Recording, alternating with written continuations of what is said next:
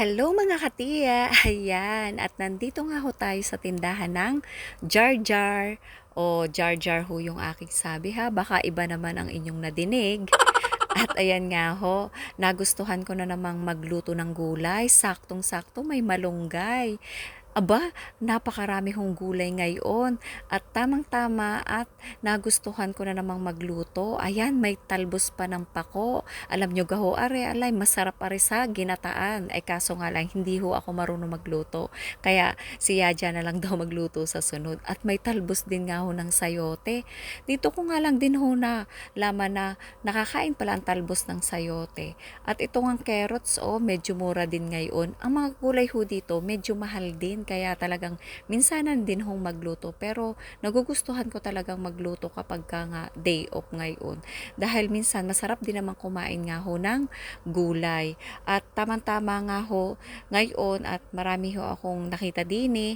Tapos ari pa nga, sabi ni Yaja, ano ga ari Ate Nes? Anong gulay ari? Ay sabi ko, hindi ko nga din alam kung ano yan eh. Pagkakita ko nga, paragang halaman laang na pan-display. Ano gahong tawag din eh sa gulay na are? Baka alam nyo ho. Mag-comment naman po kayo.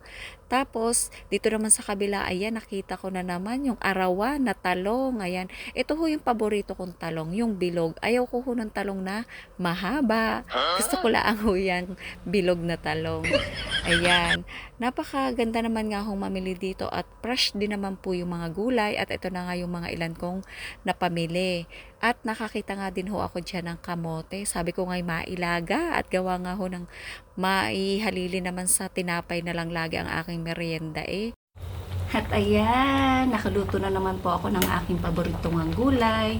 Pinakuluan ko po ito sa bagoong na isda. Nilagyan ko po ng bawang, sibuyas, kamatis, at may lahok po yan na kabute o mushroom. Tapos meron din po yung hibe.